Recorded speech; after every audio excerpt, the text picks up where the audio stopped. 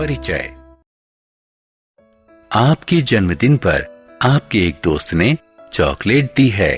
एक अन्य दोस्त चॉकलेट का एक और डिब्बा देता है। तो अब आपके पास कितने चॉकलेट्स हैं? डिब्बा खोले बगैर हम कुल चॉकलेटों की संख्या नहीं जान सकते हैं। ऐसी स्थिति में हम चॉकलेट की अज्ञात संख्या के लिए चर का प्रयोग करते हैं। इस समीकरण को हल करके चॉकलेट की अज्ञात संख्या ज्ञात कर सकते हैं। उद्देश्य। इस पाठ के अंत में आप निम्न करने में सक्षम हो जाएंगे: समीकरण हल करना, लंबाई और दूरी से संबंधित समस्याओं में इसका प्रयोग करना।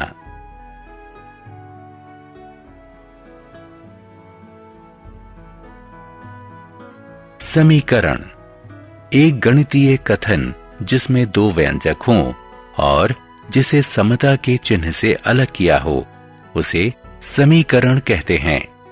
समता के चिन्ह के बाएं तरफ के व्यंजक का मान चिन्ह के दाएं तरफ के व्यंजक के मान के बराबर होता है। समीकरण के कुछ उदाहरण हैं। एक या दोनों व्यंजकों में चर हो सकते हैं। जब किसी समीकरण में केवल एक चर हो तो उसे एक चर वाला समीकरण कहते हैं।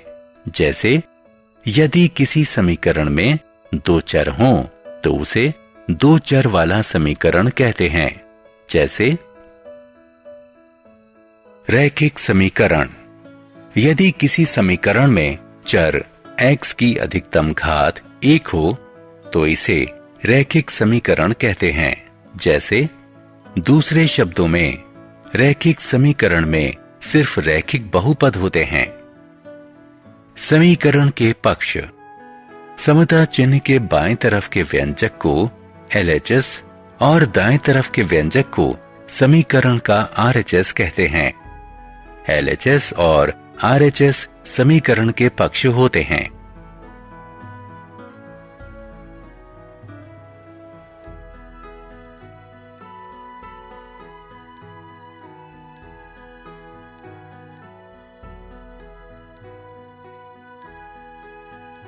समीकरणों के हल। चर का वह मान जो समीकरण को संतुष्ट करे उसे समीकरण का हल कहते हैं। निम्न समीकरण पर ध्यान दीजिए। इसलिए 9 समीकरण x जमा 3 बराबर 12 का हल है क्योंकि यह समीकरण को संतुष्ट करता है। ध्यान दीजिए कि दूसरे महान समीकरण x जमा 3 बराबर 12 के हल नहीं हैं क्योंकि वे समीकरण को संतुष्ट नहीं करते हैं। समीकरण को हल करना। समीकरण के संतुलन को बनाए रखने के लिए हम समीकरण के एक पक्ष में जो संक्रिया करें उसे दूसरे पक्ष में भी अवश्य करना चाहिए। किसी समीकरण को हल करने का यह मूलभूत नियम है। पक्षांतरण विधि। हमने देखा है कि पक्षांतरण विधि किसी समीकरण को हल करने की सबसे सुविधाजनक विधि है। इस विधि को अपनाने के लिए निम्नलिखित नियमों का प्रयोग किया जाता है। किसी समीकरण का कोई पद जिसे एक पक्ष से दूसरे पक्ष में स्थानांतरण या पक्षांतरण किया जा सकता है अपना चिन्ह बदल देता है। जैसे यदि x घटा 12 बराबर 5 तो x बराबर 5 जमा 12। यदि x जमा 1 बराबर कोष्ठक में घटा 2x तो x जमा 2x बराबर कोष्ठक में घटा 1। एक पक्ष में यदि संख्या से किसी चर या अचर में विभाजन किया जा रहा है तो पक्षांतरण के बाद उसे संख्या से गुणन किया जाएगा। इसके उलट भी सत्य है। जैसे 5x बराबर 10 हो जाता है x बराबर 10 गुणा 5 बराबर 50 के। 5x बराबर 10 हो जाता है x बराबर 10/5 बराबर 2 के। इस नियम के प्रयोग से चरों को बाएं पक्ष में और अचर पदों को दाएं तरफ पक्षांतरण कर दिया गया है।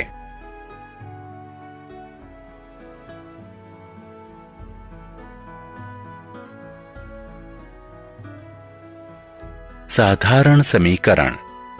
उदाहरण 3a घटा 5 बराबर 16 को हल कीजिए। हल।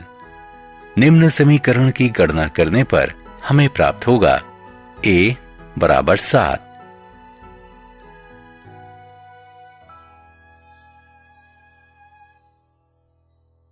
दोनों पक्ष में चर वाले समीकरण। उदाहरण x घटा 3 बराबर 5 जमा 5x को हल कीजिए। हल। निम्न समीकरण की गणना करने पर हमें प्राप्त होगा x बराबर कोष्ठक में घटा 2।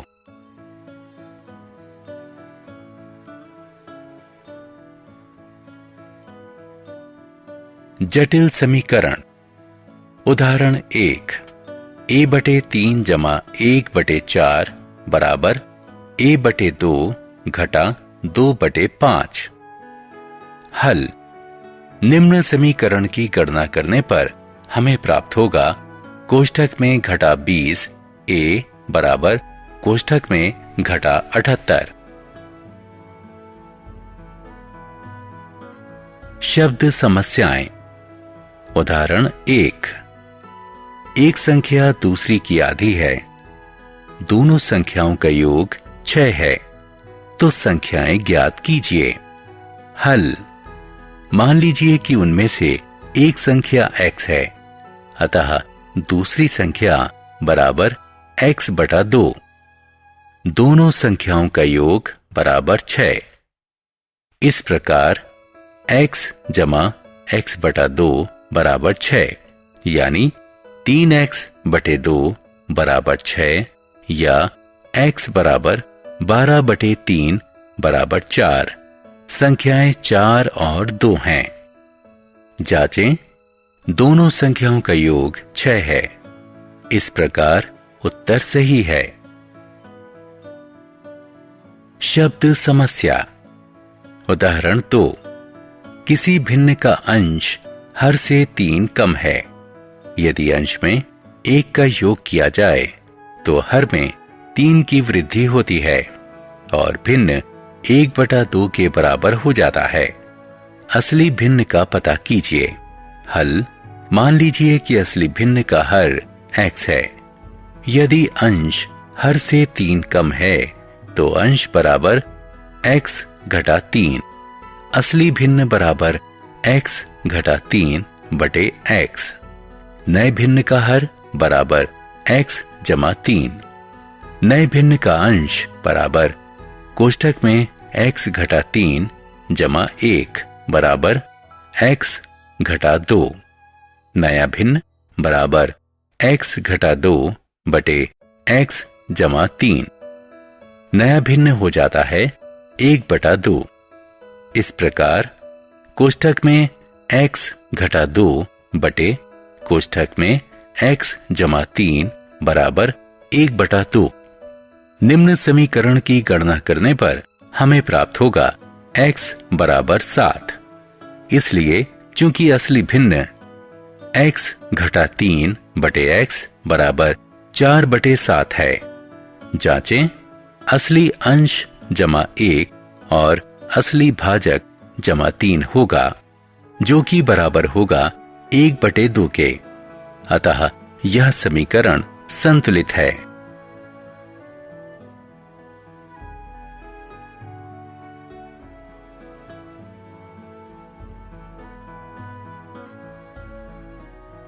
शब्द समस्या। उदाहरण 3 यदि 2 संख्याओं का योग 35 है और उनका अंतर 13 है तो संख्याएं ज्ञात कीजिए। हल। मान लीजिए कि एक संख्या x है, अतः दूसरी संख्या कोष्ठक में 35 घटा x होगी। दोनों संख्याओं का अंतर 13 है, तो समीकरण होगा कोष्ठक में 35 घटा x बराबर 13। इसे हल करने पर हमें x बराबर 11 प्राप्त होगा। दो संख्याएं 11 और 24 हैं। जांचें, दोनों संख्याओं का योग बराबर 11 जमा 24 बराबर 35। दोनों संख्याओं का अंतर बराबर 24 घटा 11 बराबर 13। अतः उत्तर सही है। उदाहरण, दो संख्याओं का अनुपात 3:4 है। दोनों संख्याओं का योग 56 है। तो संख्याएं ज्ञात कीजिए। हल, मान लीजिए कि संख्याएं 3x और 4x हैं। इनका योग 56 है। 7x बराबर 56, x बराबर 8, इसलिए संख्याएं 3 गुणा 8 बराबर 24 और 4 गुणा 8 बराबर 32 हैं।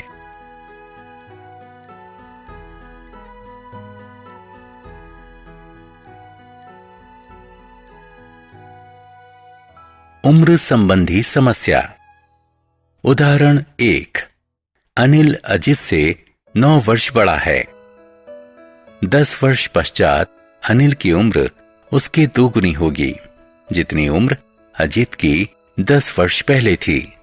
उनकी वर्तमान उम्र ज्ञात कीजिए। हल, मान लीजिए कि अजित की वर्तमान उम्र x है। दी गई सारणी को देखिए। इस प्रकार बराबर x जमा 19।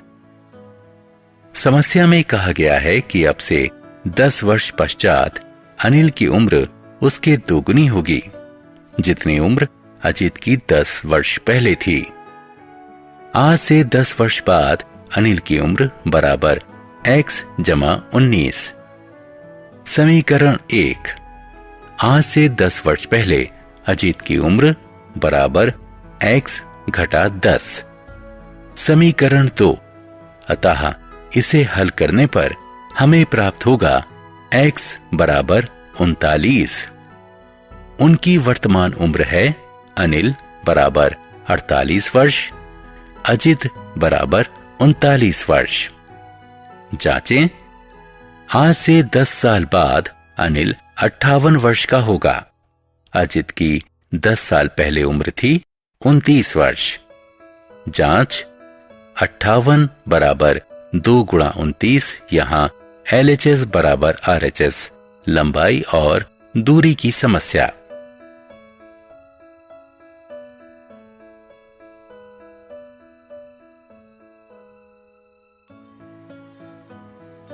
लंबाई और दूरी की समस्या। उदाहरण 2, एक आयत की लंबाई उसकी चौड़ाई से 6 इकाई अधिक है। इसका परिमाप 20 इकाई है। इसकी लंबाई और चौड़ाई ज्ञात कीजिए। हल, मान लीजिए कि आयत की चौड़ाई x इकाई है, अतः लंबाई बराबर x जमा 6 चौड़ाई 2। कोष्ठक में लंबाई जमा चौड़ाई बराबर परिमाप। क्योंकि परिमाप 20 इकाई है, इसलिए लंबाई जमा चौड़ाई बराबर 10 इकाई होगी।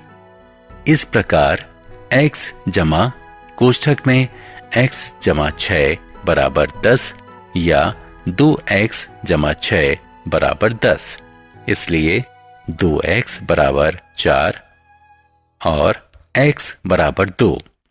चौड़ाई बराबर 2 इकाई, लंबाई बराबर 2 जमा 6 बराबर 8 इकाई, लंबाई बराबर 8 इकाई।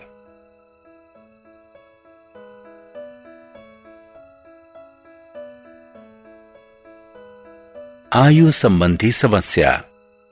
उदाहरण, दो स्थानों A और B के बीच 240 किलोमीटर की दूरी है। एक मोटरसाइकिल एक बिंदु A से और एक पदयात्री एक बिंदु B से एक ही समय से प्रारंभ होते हैं। मोटरसाइकिल की चाल पदयात्री की चाल से 15 गुना अधिक है। प्रारंभ करने के 3 घंटे बाद एक बिंदु M पर दोनों मिले। बिंदु A बिंदु B से कितना दूर है? हल, कुल दूरी 240 किलोमीटर है। मान लीजिए कि पदयात्री x प्रति घंटा की चाल से चलता है। कुल दूरी बराबर 240 किलोमीटर। पदयात्री द्वारा तय की गई दूरी जमा मोटरसाइकिल द्वारा तय की गई दूरी बराबर 240 किलोमीटर। इसे हल करने पर हमें मिलेगा x बराबर 5। वे एक बिंदु M पर मिलेंगे जो B से 15 किलोमीटर और A से 225 किलोमीटर दूर है। सारांश। आइए हमने जो कुछ सीखा है उसे संक्षेप में दोहराएं। एक या एक से अधिक चरों वाले दो बीजीय व्यंजकों के बीच समता कथन को समीकरण कहते हैं। यदि किसी समीकरण में किसी चर यानी s की अधिकतम घात 1 है तो इसे रैखिक समीकरण कहते हैं। समीकरण को सत्य बनाए रखने के लिए समीकरण के एक पक्ष में की जाने वाली संक्रिया दूसरे पक्ष में भी करनी चाहिए। पक्षांतरण विधि। 1. कोई पद समीकरण के एक पक्ष से दूसरे पक्ष में पक्षांतरित किया जा सकता है लेकिन उसका चिन्ह परिवर्तित हो जाएगा। 2. यदि किसी एक पक्ष के चर या चर में किसी संख्या से विभाजन किया जा रहा है तो पक्षांतरण के पश्चात दूसरे पक्ष में उस संख्या से गुणन होता है।